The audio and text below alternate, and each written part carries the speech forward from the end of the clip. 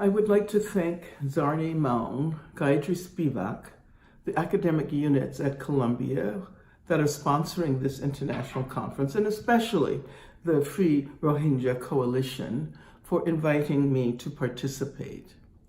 I welcome this opportunity to associate myself with those who are on the front lines of the campaigns against the genocide inflicted on the Rohingya.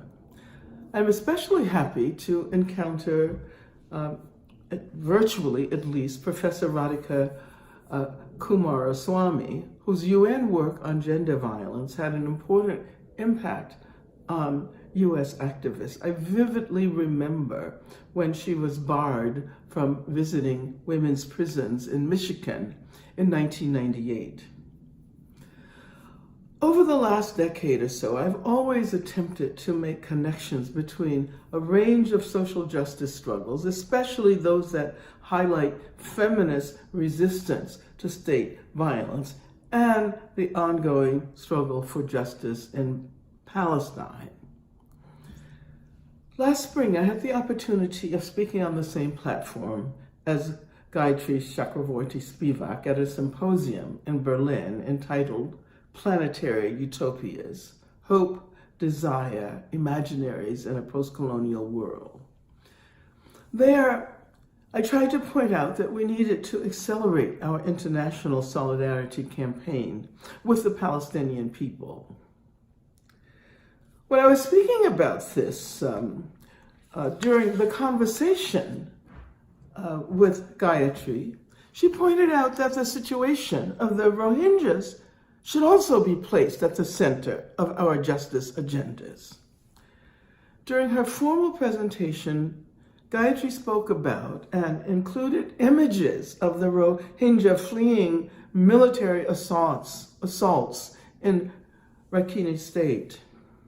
While I had read stories about the plight of the Rohingya, and I had seen media images, this was the first time I had heard anyone appeal directly for solidarity with the Rohingya.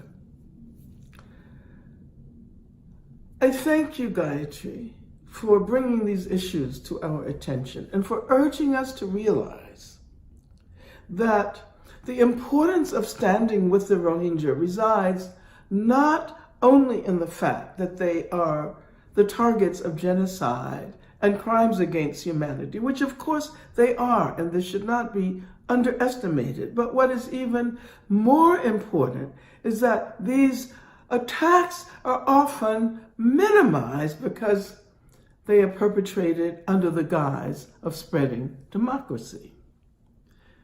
When people learn how to identify with those who are the victims of repression, racist repression, anti-Semitic repression, they often have a hard time imagining that those who have been victimized can also become perpetrators.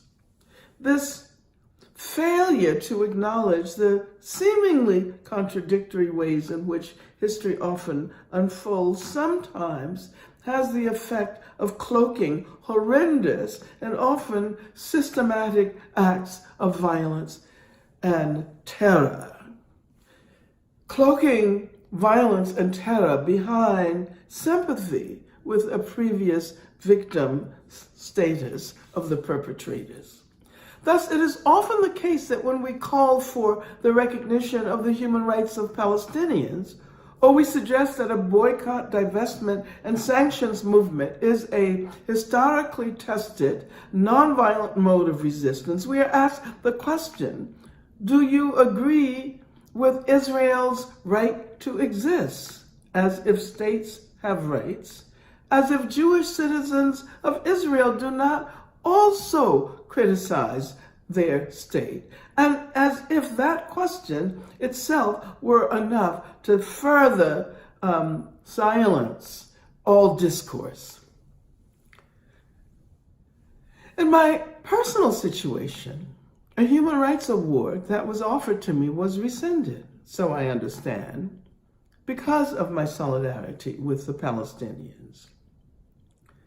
In the case of the Rohingya, the resonances of the international campaign to free Aung San Suu Kyi from her more than a decade and a half in detention caused her name to be linked to the movement to free political prisoners and to the quest for democracy in Burma.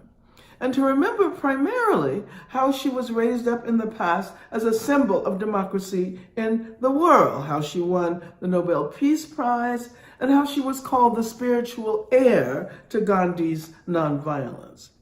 But many people around the world are recognizing that her past elevated position as a putative icon of democracy cannot conceal her part and the role of the military in enabling and in justifying the genocide against the Rohingya.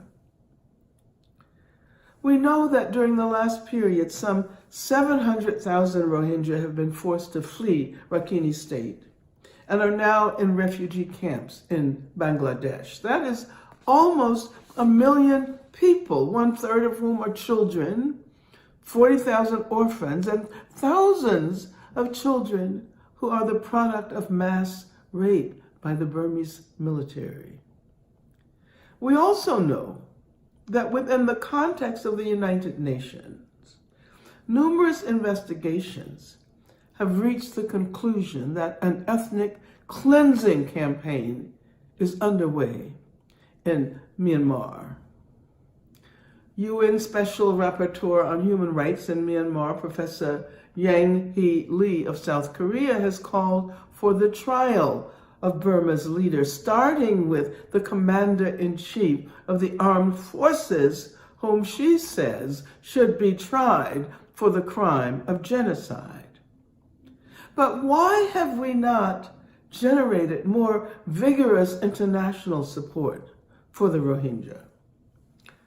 Recognizing that, of course, that the leadership of this campaign must come directly from the Rohingya themselves, and that those of us who are not directly affected by the conditions they face should be seeking ways to link this international solidarity with the Rohingya with the work that we do against racism, especially recognizing that Islamophobia is not only an outrage in itself, but that it has deepened, complicated, and rendered more corrosive racism directed against Black people, against Latinx people, and against other marginalized communities. The xenophobic call for a wall to prevent Central Americans from entering the U.S., including women and children, and those who are seeking asylum because of practices in femicide in countries like Guatemala, is not unrelated to the practices of driving the Rohingya from their homes. The militarization of the U.S. police forces, often trained in so-called anti-terror methods by the Israeli army, is one example of the way Islamophobia has affected institutions of state violence inside the U.S. as the Rohingya are targeted by Islamophobic violence in Burma. The intensified campaign against gender violence and sexual abuse that we have witnessed over the last period would greatly benefit from linkages with the brutal rapes of Rohingya women and the violent attacks against Rohingya children. We would be much more likely to recognize the structural dimension of rape and gender violence more broadly. As a longtime activist in anti-racist and anti-prison movements in the U.S., and as a former political prisoner, I can directly attest to the effectiveness of international solidarity. We stood against South African apartheid. Many of us support women and men in Brazil who, despite the assassination of Marielle Franco, see themselves as agents of a future democracy. We are aware of the power of such campaigns. This is a period in which increasing numbers of people are standing against the Israeli occupation of Palestine.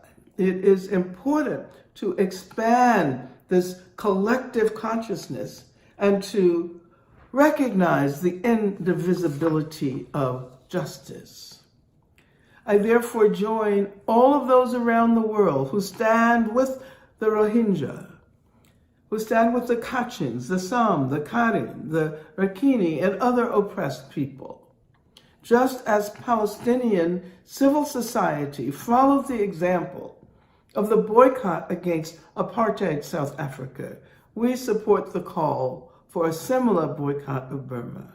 Most importantly, we recognize the leadership of the Rohingya and their right to determine their future.